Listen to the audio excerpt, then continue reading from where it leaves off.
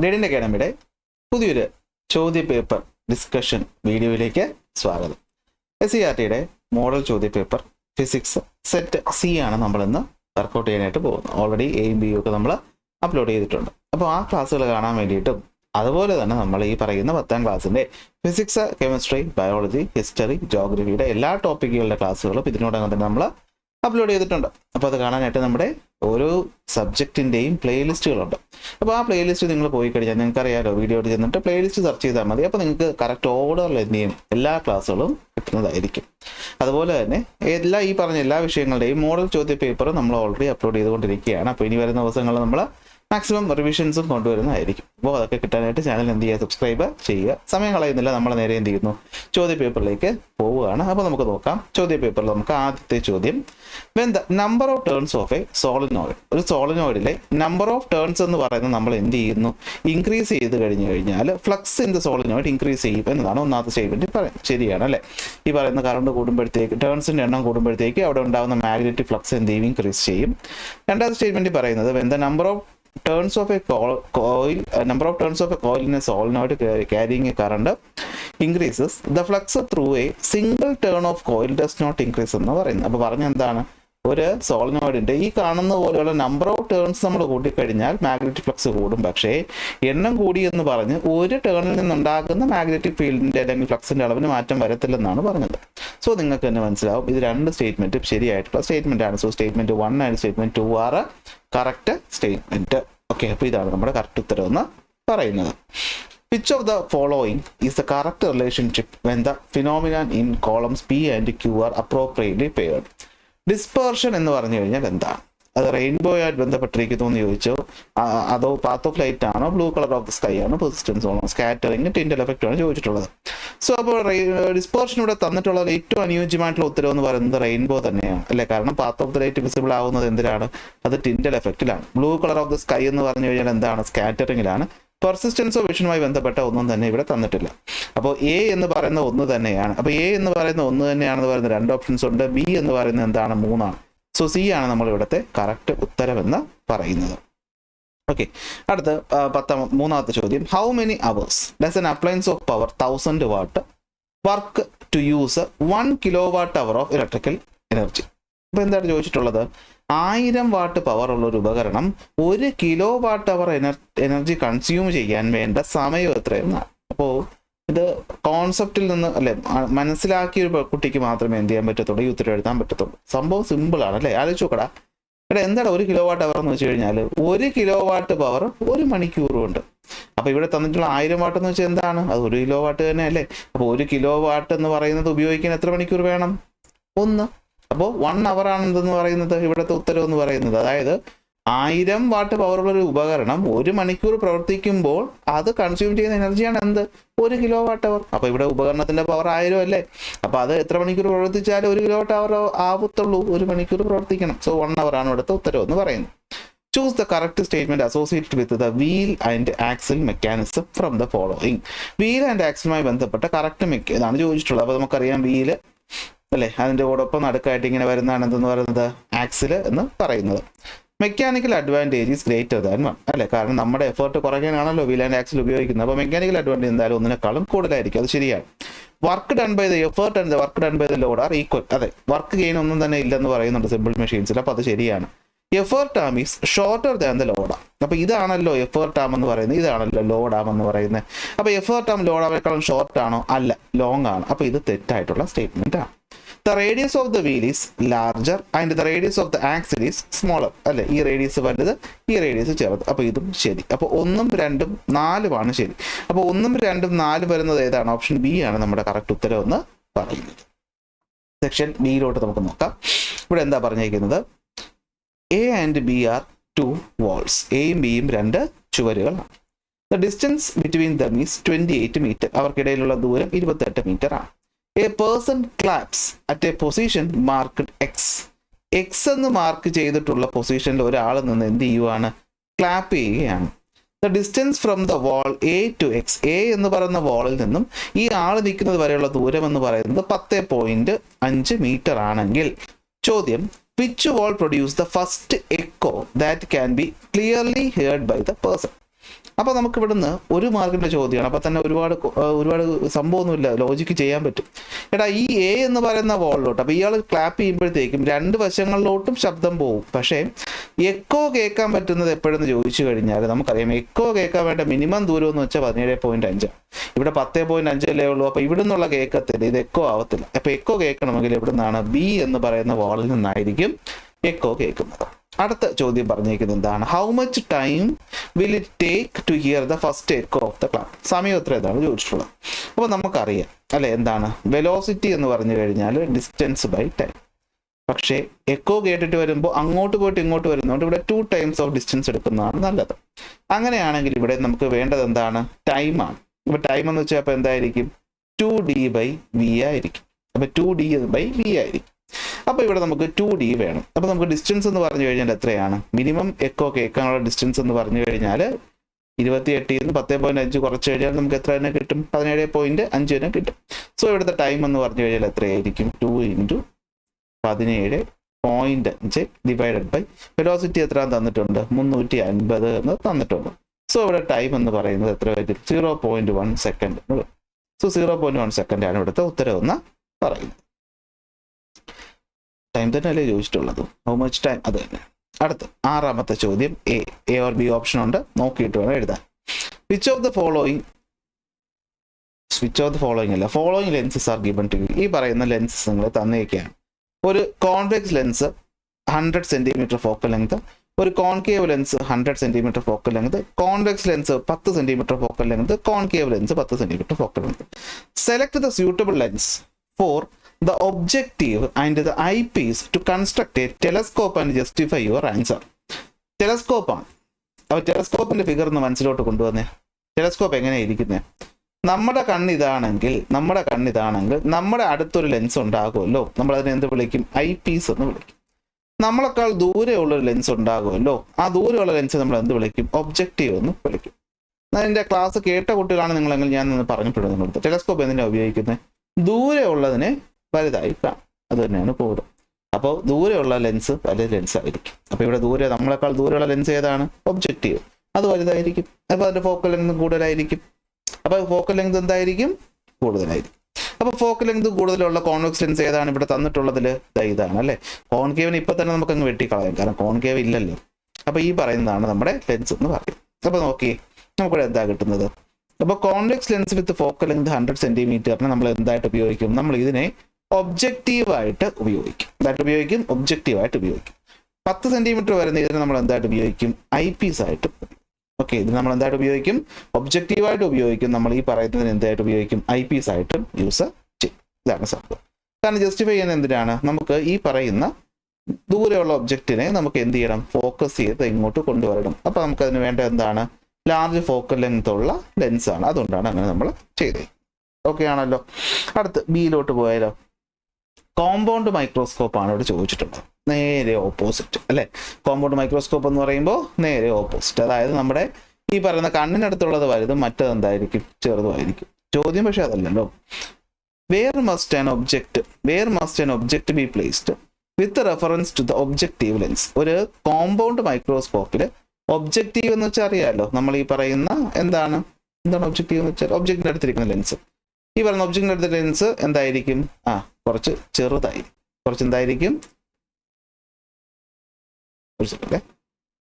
എന്തായിരിക്കും? ഓക്കെ, ചെറുതായിരിക്കും. ഓക്കെ, എന്തായിരിക്കും? ചെറുതായിരിക്കും. മറ്റെന്തായിരിക്കും? വലുതും ആയിരിക്കും. ഓക്കെ, മറ്റെന്തായിരിക്കും? വലുതായിരിക്കും. അപ്പോൾ ഒബ്ജക്റ്റീവിൻ്റെ അടുത്തിരിക്കുന്ന ലെൻസിനെ നമ്മൾ നോക്കുന്ന സമയത്ത് ഒബ്ജക്റ്റ് നമ്മൾ എവിടെ വയ്ക്കണം? അപ്പോൾ നിങ്ങൾക്കറിയാം, ഈ പറയുന്ന ഇത് ഫോക്കസ്, ഇത് 2 ഫോക്കസ് അല്ലേ. ഇവിടെയും ഫോക്കസ്, ഇവിടെയും 2F. നമുക്കറിയാമല്ലോ ഈ പറയുന്ന ലെൻസ് വന്നത് ഇവിടെ ആയിട്ടാണ് എന്ത് ചെയ്യുന്നത്? റേസ് ഫോക്കസ് ചെയ്യുന്നത്. അതായത് മറ്റതിൻ്റെ അടുത്തായിട്ട്, ഇവിടെയുള്ള വലിയ ലെൻസിൻ്റെ അടുത്തായിട്ട്. അപ്പോൾ ഒബ്ജക്റ്റ് നമ്മൾ എപ്പോഴും വെക്കേണ്ടത് എവിടെയായിരിക്കണം? ബിറ്റ്വീൻ ഈ പറയുന്ന F ആൻഡ് 2F ആയിരിക്കും അല്ലെ. വരച്ച് പഠിച്ചതാണെങ്കിൽ അറിയായിരിക്കും. എങ്കിൽ മാത്രമേ നമുക്ക് ഇവിടെ കിട്ടത്തുള്ളൂ. ഓക്കെ, എന്ത് മാത്രമേ കിട്ടത്തുള്ളൂ? അപ്പോൾ എന്തായിരിക്കും? ബിറ്റ്വീൻ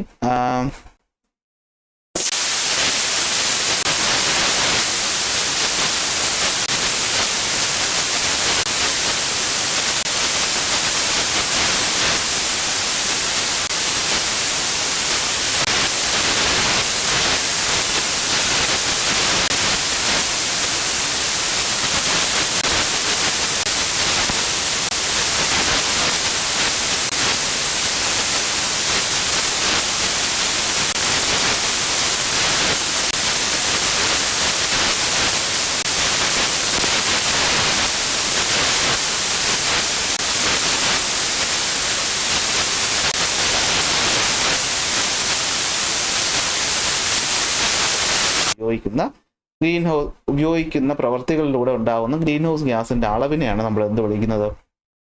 കാർബൺ ഫുട് പ്രിന്റ് എന്ന് വിളിക്കുന്നത്. കാർബൺ ഫുട് പ്രിന്റ് കുറയ്ക്കാനായിട്ട് നമ്മൾ പബ്ലിക് ട്രാൻസ്പോർട്ട് ഉപയോഗിക്കുക, എനർജി വേസ്റ്റിംഗ് ഒഴിവാക്കുക എന്നുള്ള പോയിന്റുകൾ എഴുതി വെച്ചാൽ നിങ്ങൾക്ക് അവിടെ മാർക്ക് കിട്ടും. അത് സിമ്പിളായിട്ട് എഴുതാൻ പറ്റുന്ന ചോദ്യമാണ്. ഒബ്ജക്റ്റ് അടുത്ത A, object appear green in green light, red in red light and dark in blue light. കേൾക്കുമ്പോൾ തന്നെ മനസ്സിലായി ഏതാ കളർ എന്നല്ലേ? What is the colour of the object in white? ഈ പറയുന്ന ഒബ്ജക്റ്റ് വൈറ്റ് ലൈറ്റ് നോക്കുമ്പോൾ അതിന്റെ കളർ എന്തായിരിക്കും എന്ന് ചോദിച്ചു കഴിഞ്ഞാൽ നിങ്ങൾക്ക് പറയാൻ പറ്റും. കാരണം ഗ്രീനിൽ ഗ്രീൻ ആയിട്ട് കാണുന്നുണ്ടെങ്കിൽ, അതുപോലെ റെഡ് റെഡ് ആയിട്ട് കാണുന്നുണ്ടെങ്കിൽ റെഡും ഗ്രീനും കൂടി ചേരുന്ന യെല്ലോ ആയിരിക്കും ആ കളർ എന്ന് പറയുന്നത്. Because yellow is formed by combination of red and green. അടുത്ത, in which colour will the object appear in cyan light? ഇത് സിയാൻ ലൈറ്റിൽ ഏതായിട്ട് കാണും?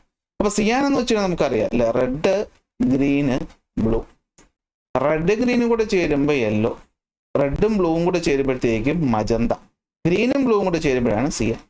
ഈ പറയുന്നതിലോട്ട് യെല്ലോ വരികയാണ്. അപ്പൊ യെല്ലോയിലുള്ള കമ്പോണന്റ് ഗ്രീനാണ്. അപ്പൊ എന്തായിട്ട് കാണും? ഗ്രീൻ ആയിട്ട് കാണും. Because cyan is formed by green and blue and yellow has green. So the object will appear as green.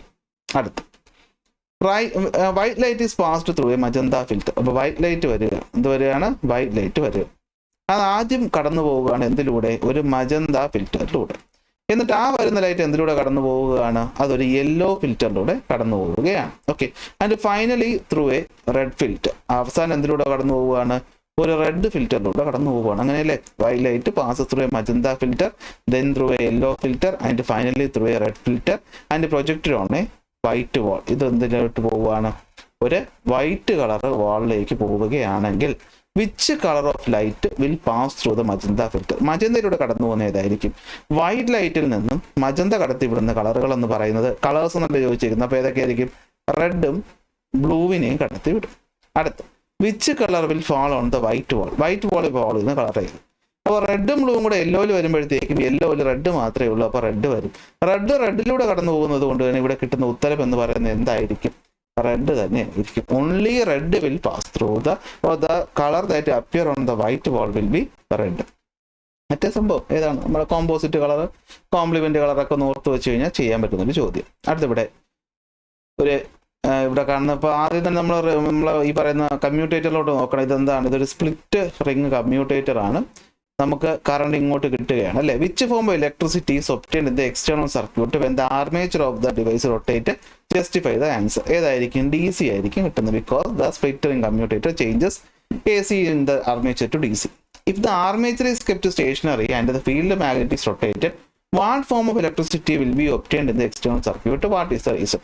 ആർമേച്ചറിനെ വെച്ചിട്ട് കാന്തത്തിന് കറക്കി കഴിഞ്ഞാൽ ഈ പറഞ്ഞ സ്പ്ലിറ്ററിംഗ് കമ്മ്യൂട്ടേറ്ററിന്റെ ഫംഗ്ഷൻ ഇല്ലാതാവുകയും ഇവിടെ ഉണ്ടാകുന്ന AC കറണ്ട് ആയിരിക്കും നമുക്ക് ഔട്ട്പുട്ട് ആയിട്ട് കിട്ടുന്നത്. അതാണ് ഉത്തരം. ഓക്കെ, AC ആണ്.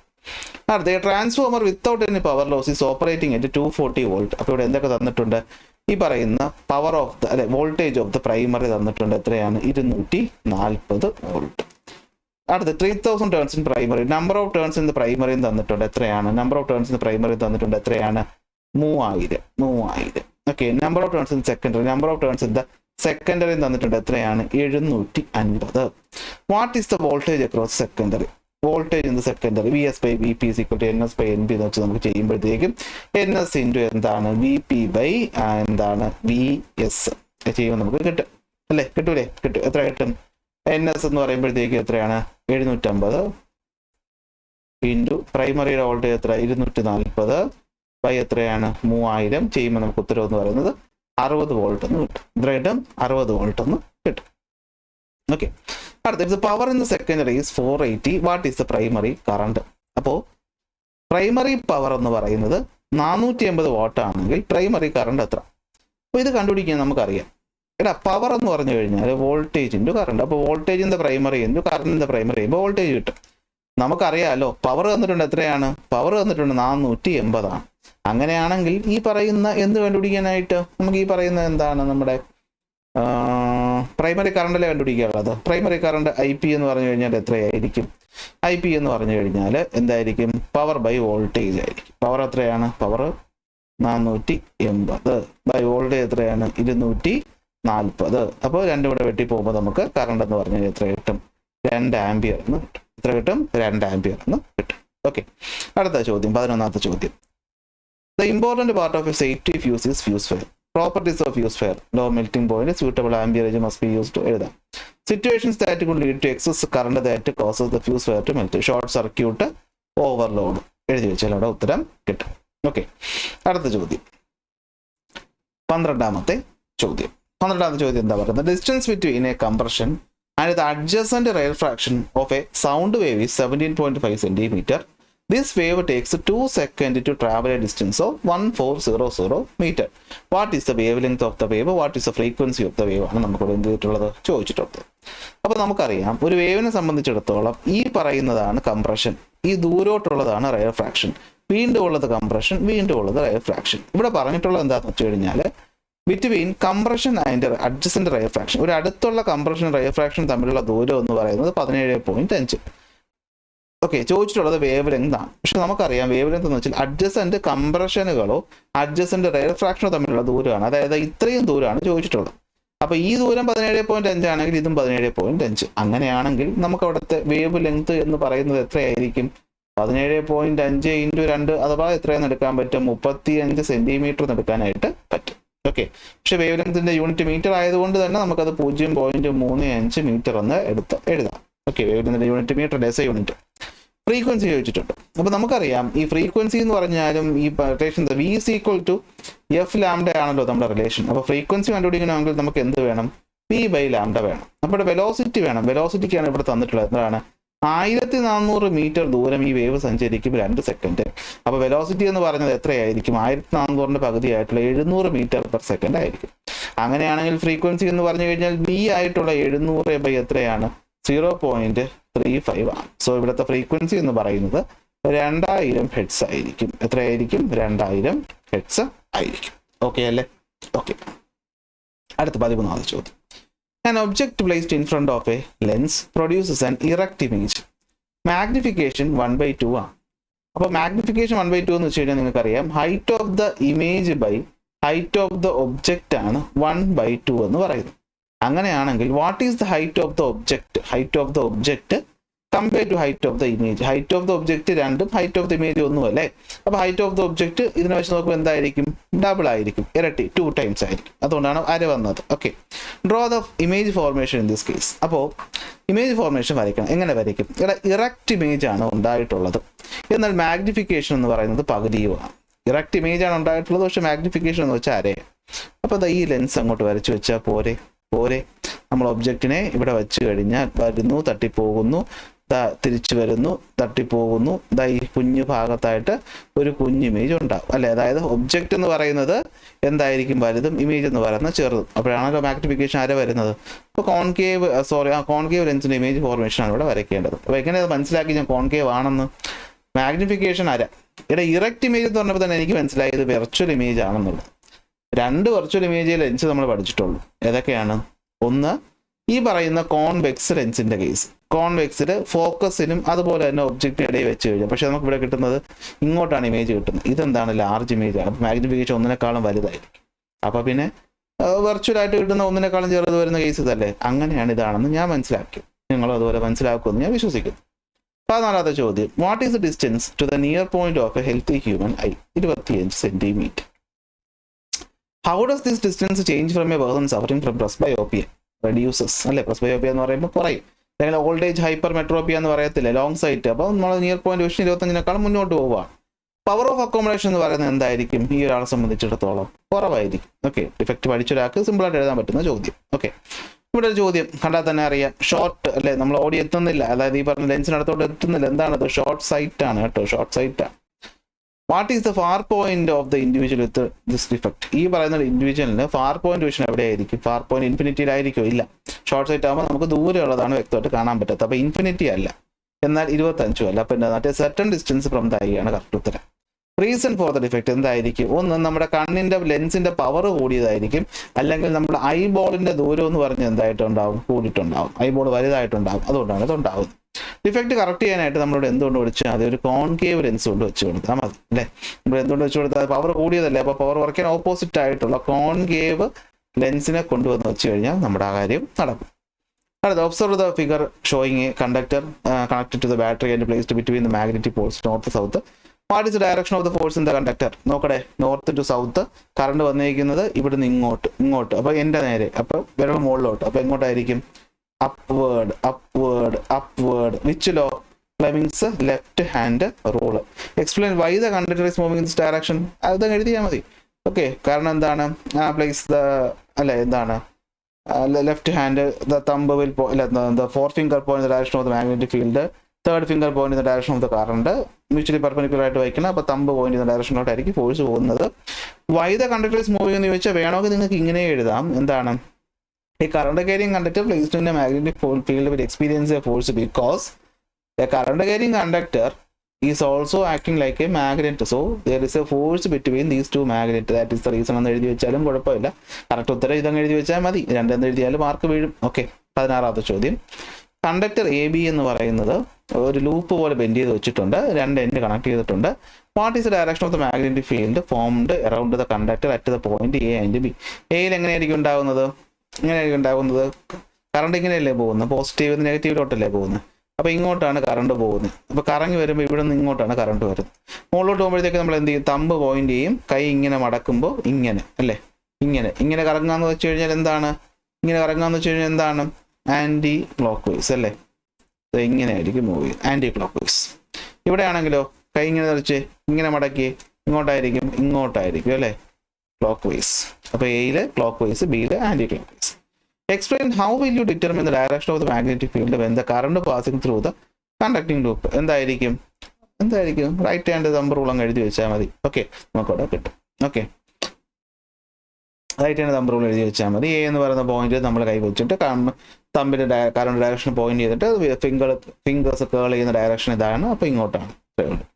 17. An electric heating appliance is marked power 800 watt, 240 volt, operate for 10 minutes. Calculate the quantity of heat produced. അപ്പോൾ ഹീറ്റാണ് കണ്ടുപിടിക്കേണ്ടത്. അപ്പോൾ ഹീറ്റ് എന്ന് വെച്ച് കഴിഞ്ഞാൽ എന്താണ്? ഇവിടെ വെച്ച് പവറിൻ്റെ ടൈം ചെയ്താൽ മതി. പവർ എത്രയാണ്? 800. ടൈം എന്ന് പറഞ്ഞു കഴിഞ്ഞാൽ എത്രയാണ്? 10 × 60. ഓക്കെ, അപ്പോൾ 600. ഓക്കെ, ചെയ്യുമ്പോഴത്തേക്ക് നമുക്ക് ഉത്തരം എത്ര കിട്ടും? 4812340 ജൂളെന്ന് കിട്ടും. അടുത്ത് കിട്ടി. What will be the power if the voltage is 120 what? 240 എന്ന് പറയുന്നത് 120 വോൾട്ടിലാണ് പ്രവർത്തിക്കുന്നതെങ്കിൽ അപ്പോൾ ഉള്ള പവർ എത്ര? അപ്പോൾ ഇത് കണ്ടുപിടിക്കണമെങ്കിൽ നമുക്ക് ഉറപ്പായിട്ട് എന്ത് വേണം? നമുക്ക് റെസിസ്റ്റൻസ് വേണം. അപ്പോൾ R is equal to എന്താണ്? V²/P. അപ്പോൾ ഞാൻ സ്പീഡിൽ പറഞ്ഞു എന്താണെന്ന് വെച്ചാൽ നമ്മൾ ഈ ടൈപ്പ് ചോദ്യങ്ങൾ ഒരുപാട് ചെയ്തിട്ടുള്ളതുകൊണ്ടാണ്. അതുകൊണ്ടാണ് ഞാൻ പെട്ടെന്ന് പറഞ്ഞു പോകുന്നത്. അപ്പോൾ പുതിയ വോൾട്ടേജ് എന്ന് പറയുന്നത് എത്രയാണ്? R is equal to പുതിയ വോൾട്ടേജ് എത്രയാണ്? 120. അപ്പോൾ 120 × 120 ബൈ എന്താണ്?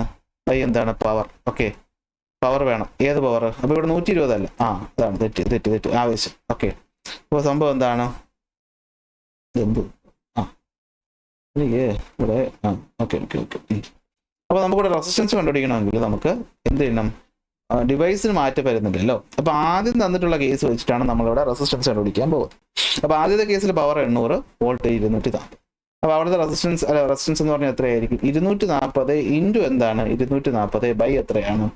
800. സോ ചെയ്യുമ്പോഴത്തേക്കും നമുക്ക് റെസിസ്റ്റൻസ് എന്ന് പറയുന്നത് ഇവിടെ 200 എന്ന് റെസിസ്റ്റൻസ് എന്ന് പറഞ്ഞാൽ 72 എന്ന് കിട്ടും. 72 ഓം എന്ന് കിട്ടും. ഓക്കെ, 72 ഓം എന്ന് കിട്ടും. ഈ 72 എടുത്ത് നമ്മൾ എന്ത് ചെയ്യണം? രണ്ടാമത്തെ കേസ് കൊടുക്കും. രണ്ടാമത്തെ കേസിൽ നമ്മൾ 72 കൊടുക്കുമ്പോൾ എങ്ങനെയാണ് ചെയ്യുന്നതെന്ന് വെച്ച് കഴിഞ്ഞാൽ രണ്ടാമത്തെ കേസിൽ വോൾട്ടേജ് എന്ന് പറയുന്നത് എത്രയായി? രണ്ടാമത്തെ കേസിൽ വോൾട്ടേജ് എന്ന് പറയുന്നത് കുറഞ്ഞു, 120 ആയി. അപ്പോൾ റെസിസ്റ്റൻസ് എന്ന് പറയുന്നത് മാറ്റമില്ല, 72 ആണ്. അങ്ങനെയാണെങ്കിൽ P is equal to V²/R. അപ്പോൾ 120 × 120/72 എന്ന് ചെയ്യണം. അപ്പോൾ നമുക്ക് പവർ എന്ന് പറഞ്ഞു കഴിഞ്ഞാൽ 200 വാട്ട് എന്ന് കിട്ടും. എത്രയായിട്ട്? 200 വാട്ട് കിട്ടും.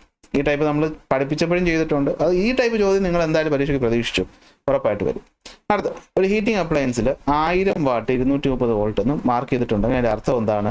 230 വോൾട്ട് കറണ്ട് കൊടുക്കുമ്പോഴത്തേക്കും ആ ഉപകരണം 1000 വാട്ട് പവർ പ്രൊഡ്യൂസ് ചെയ്യും.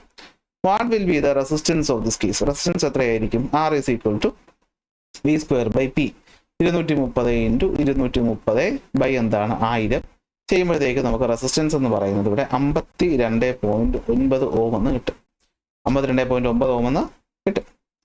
If you change the label, മുകളിലത്തെ അതേ ടൈപ്പ്, അതിന് നമ്മൾ 250 വോൾട്ടായിട്ട് പവർ കുറച്ചു. പവർ എന്ന് പറയുന്നത് 250 ആണെങ്കിൽ അവിടുത്തെ പുതിയ വോൾട്ടേജ് കണ്ടുപിടിക്കണം. അപ്പോൾ പുതിയ വോൾട്ടേജ് എന്ന് വെച്ച് കഴിഞ്ഞാൽ എന്താണ്? V നമുക്കറിയാമല്ലോ. പവർ എന്ന് വെച്ച് കഴിഞ്ഞാൽ പവർ എന്ന് വെച്ച് കഴിഞ്ഞാൽ എന്താണ്? P square by R. അപ്പോൾ അതിൽ നിന്ന് വി സ്ക്വയർ എന്ന് വെച്ചാൽ എന്തായിരിക്കും? P into R. അപ്പോൾ വി എന്ന് വെച്ചാൽ എന്തായിരിക്കും? Root of P into R. ഇവിടെ പി എന്ന് പറഞ്ഞു കഴിഞ്ഞാൽ എത്രയാണ്? പി എന്ന് പറഞ്ഞു കഴിഞ്ഞാൽ എത്രയാണ്? നമുക്ക് 250 എന്ന് വന്നിട്ടുണ്ട്. ഇൻറ്റു ആർ എത്രയാണ്? അത് ഈ പറഞ്ഞ 52.9 അല്ലേ? 52.9 അതിന് റൂട്ട് എടുക്കുമ്പോഴത്തേക്ക് നിങ്ങൾക്ക് പവർ എന്ന് പറഞ്ഞു കഴിഞ്ഞാൽ 115 വാട്ട് എന്ന് കിട്ടും. ചെയ്ത് ഞാൻ സമയം കളയുന്നില്ല, ഇപ്പം തന്നെ വീഡിയോ ലെങ്ത് കുറെ കൂടിയിട്ടുണ്ടായി. ഓക്കെ, 115 എന്ന് കിട്ടും. ചെയ്താൽ മതി. 250 ഇൻറ്റു 52.9 എടുത്തിട്ട് അതിൻ്റെ റൂട്ട് എടുത്താൽ മതി. നമുക്ക് ഏതാണ്ട് 13225 എന്ന് വരും. ഓക്കെ, ശരി. 18ാമത്തെ ചോദ്യം. 1200 കിലോഗ്രാം വെയിറ്റ്, ഇതാണ് ഏറ്റവും വലിയ പ്രശ്നം അല്ലേ? ഇവിടെ കിലോഗ്രാം വെയിറ്റ് വന്നു കഴിഞ്ഞാൽ നിങ്ങൾ ആലോചിച്ചു നോക്കണം, നമുക്ക് കണ്ടുപിടിക്കാനുള്ളത് എന്താണ്? നമുക്ക് കണ്ടുപിടിക്കാനുള്ളതിൻ്റെ ഫോർമുല എവിടെയെങ്കിലും ഫോഴ്സ് വെച്ചിട്ടാണ് കണ്ടുപിടിക്കേണ്ടതെങ്കിൽ കിലോഗ്രാം വെയിറ്റ് ഇട്ട് നമ്മൾ ചെയ്യൂല. കാരണം ഈ ഫോഴ്സിന് ഇപ്പോൾ നമുക്ക് ഇവിടുത്തെ കേസ് നോക്കാം. നമുക്കിവിടെ വർക്ക് കണ്ടുപിടിക്കണമെന്ന് വിചാരിക്കും. അപ്പോൾ വർക്ക് കണ്ടുപിടിക്കാനുള്ള ഫോർമുല എന്താണ്? അത് ഫോഴ്സ് ഇൻറ്റു ഡിസ്പ്ലേസ്മെൻറ്റ്. അപ്പോൾ വർക്കിൻ്റെ SI യൂണിറ്റ് ജൂളാണ്, ഫോഴ്സിൻ്റെ യൂണിറ്റ് എന്താണ്? ന്യൂട്ടനാണ്, ഡിസ്പ്ലേസ്മെൻറ്റ് യൂണിറ്റ് മീറ്ററാണ്. പക്ഷേ ഇവിടെ കിലോഗ്രാം വെയിറ്റിൽ തന്നിരിക്കുന്നത്. കിലോഗ്രാം വെയിറ്റ് എന്ന് വെച്ചാൽ എന്താണ്? ഇപ്പോൾ 1 കിലോഗ്രാം വസ്തുവിലോട്ട് ഭൂമി കൊടുക്കുന്ന അതാണ് കിലോഗ്രാം വെയിറ്റ് എന്ന് പറയുന്നത് അല്ലേ? ആ കൊടുക്കുന്ന ഫോഴ്സിനാണ് നമ്മൾ പറയുന്നത്. പക്ഷേ നമ്മൾ അത് ന്യൂട്ടണിലോട്ട് മാറ്റാനായിട്ട് കിലോഗ്രാം വെയിറ്റിനോടൊപ്പം എപ്പോഴും എന്ത് ചെയ്യുക? ഈ acceleration due to gravity multiply ആണ്. കാര്യം മറന്നു പോകല്ലോ കേട്ടോ, പോകത്തില്ലല്ലോ അല്ലേ? ശരി, ചോദ്യത്തിലോട്ട് വരാം. 1200 കിലോഗ്രാം വെയിറ്റുള്ള സാധനത്തിന് നമ്മൾ 3 മീറ്റർ ഉയരത്തിലോട്ട് കൊണ്ടുപോവുകയാണ്. 9 മീറ്റർ നീളമുള്ള ഒരു ഇൻക്ലൈൻഡ് പ്ലെയിൻ ഉപയോഗിച്ചിട്ട്. അങ്ങനെയാണെങ്കിൽ അവിടുത്തെ എഫേർട്ട് എത്രയെന്നാണ് കണ്ടുപിടിക്കാനുള്ളത്. അപ്പോൾ നമുക്കറിയാം ഈ എഫേർട്ട് കണ്ടുപിടിക്കുന്ന ഫോർമുല എന്താണ്? എഫേർട്ട് എന്ന് വെച്ച് കഴിഞ്ഞാൽ ലോഡ് ബൈ എന്താണ്? നമ്മൾ ഈ പറയും ലോഡ് അല്ലല്ലോ, ലോഡ് ഇൻറ്റു അല്ലെ? അങ്ങനെ കണ്ടുപിടിക്കും ലോഡ് ഇൻറ്റു ഈ പറയുന്ന എന്താണ്? ഹൈറ്റ് ബൈ എന്താണ്? ലെങ്ത് അല്ലെ? ലോഡ് ബൈ എഫേർട്ട് നമ്മൾ ഈക്വാലിറ്റിയോടെ കണ്ടുപിടിച്ച് വെച്ചിട്ടുണ്ട്. അപ്പോൾ ഫോർമുല റീഅറേഞ്ച് ചെയ്താൽ മതി. അപ്പോൾ ഇവിടെ നമുക്ക് എഫേർട്ട് എന്ന് പറഞ്ഞു കഴിഞ്ഞാൽ എന്തായിരിക്കും? ലോഡ് എത്ര? ഇവിടെ ലോഡ് 1200 ദയവ് ചെയ്തെടുത്ത് ഡയറക്റ്റ് ഇടരുത്. കാരണം നമുക്ക് അവിടെ തന്നിട്ടുള്ള എന്താണ്? അവിടുത്തെ ഈ പറയുന്ന ഫോഴ്സിലോട്ട് മാറ്റണം. അപ്പോൾ 1200 കിലോഗ്രാം വെയിറ്റിന് നമുക്ക് ഫോഴ്സിലോട്ട് മാറ്റാൻ 9.8 കൊണ്ട് അല്ലെങ്കിൽ 10 കൊണ്ട് മൾട്ടിപ്ലൈ ചെയ്താൽ മതി. അപ്പോൾ 1200 ഒരു 0 കൂടെ വരും. ഇൻറ്റു ഹൈറ്റ് എത്രയാണ്? 3 ബൈ ഈ പറഞ്ഞ ഇൻക്ലൈൻഡ് ലെങ്ത് എത്രയാണ്? 9 ചെയ്യുമ്പോഴത്തേക്കും നമുക്ക് എഫേർട്ട് എന്ന് പറയുന്നത് എത്ര കിട്ടുമെന്ന് വെച്ച് കഴിഞ്ഞാൽ 4000 ന്യൂട്ടൺ എന്ന് കിട്ടും. 4000 ന്യൂട്ടൺ എന്ന് കിട്ടും. അടുത്ത് prove that there is no gain in work.